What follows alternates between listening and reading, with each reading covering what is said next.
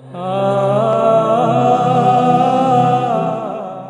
ar-Rahman ar-Rahim wa la ilaha illallah Muhammadan Rasulullah. Assalamu alaikum wa rahmatullahi wa barakatuh, my brothers and my sisters. My name is Afaf Nasher. I'm a lawyer and I'm the Executive Director for the Council on American Islamic Relations New York chapter, a civil rights legal advocacy organization here based in New York, where what we do is defend Muslims and defend our right to live Islam freely and openly without hesitation, inshallah. In fact, proudly Muslim, inshallah.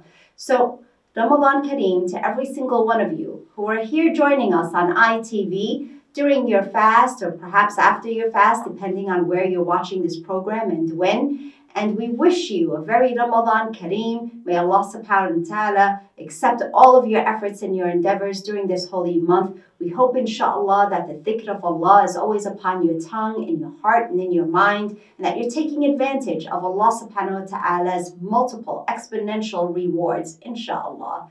We also hope that you're keeping us in your da'as as we continue to work every single day to fight for this right, to be able to worship Allah subhanahu wa ta'ala, to be able to say the shahada, to be able to go into our masajid and pray our tarawih prayer, to be able to raise our kids with strong Muslim identities. So please keep us in your da'as just like we keep you in our da'as, inshallah.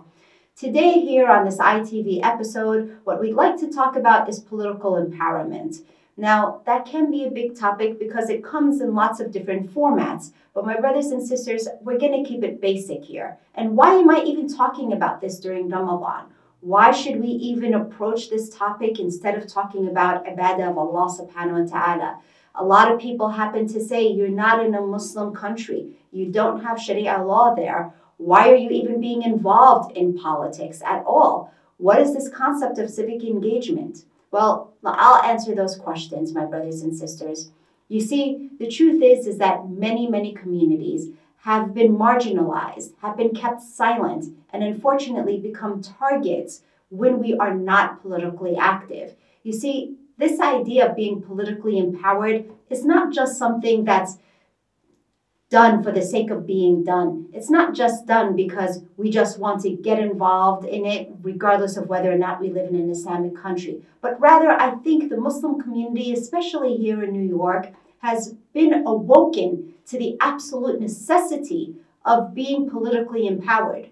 And the reason for that, of course, is because our Muslim community has been targeted because of our faith and because of our national origin, because of what country we come from, because of the fact that we're a growing community, because we're building masajid, because we have halal food, because we're teaching our kids to retain their identity, because our sisters are still going into work proudly, intellectually, but keeping their hijab and their identity known, because of the fact that we hold on to those values. But being openly Muslim also means that those who don't want Islam to spread are targeting us. And it's a multi-million-dollar business of Islamophobes who try to discredit us and who try to keep us down. Think 9/11. Post 9/11, that terrible tragedy in which Muslims themselves also passed away, in which Muslims themselves were also in mourning. What happened? There was an immediate backlash against Muslims. We saw hate crimes spike up where people were literally assaulted and attacked, right? We saw issues come up in school immediately towards our youth. We saw sisters who were afraid to leave their houses. We saw all around the country this fear and this panic. Why? Well, in part because it was systemic discrimination. Yes, there was much to do in terms of being proactively Muslim prior to 9/11, in which we could have been teaching people what Muslims are and what is our way of life and how it's a good thing, how we benefit society, including one that is non-Muslim, how we benefit our neighbors, and how we uplift the country where we're in and how we uplift all communities and neighbors. But because we were not politically empowered, we couldn't stop the mechanisms that immediately began to turn and play against Muslims. We still face the wrath of much of what happened after 9/11, even though so many years have passed. After 9/11, the Patriot Act was passed. The Patriot Act was 6 6,000 pages of legislation that passed within literally a few days through Congress.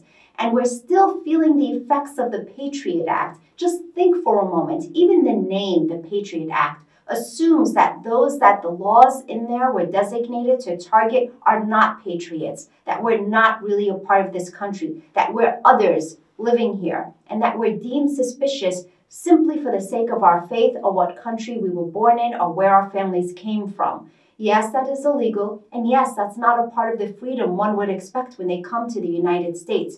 But 6,000 pages of legislation passed, and Muslims were silent on it.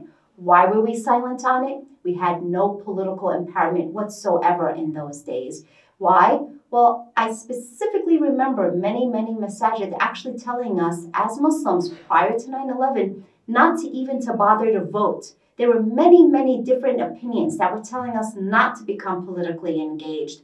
But when those laws passed and when we were feeling the wrath of those laws, we could not go to our political representatives because we were not voting. We had no voice. We had no say. And no one is going to fight our battle if we weren't voting for them. Let's face it, many politicians care about retaining their seat. Many politicians care about continuing to be a congressman or an assembly member or on the local level a council member or a mayor or even the president of the United States. But if you're not voting, you have no voice with them. You have no one to dial in to say, hello, I'm a constituent and I need you to fight these laws that are targeting my community.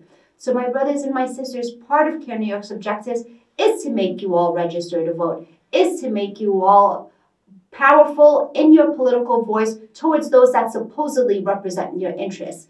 May Allah subhanahu wa ta'ala give us the ability to be powerful, but not forsake our Islamic identity. Inshallah, bi'idhnillah.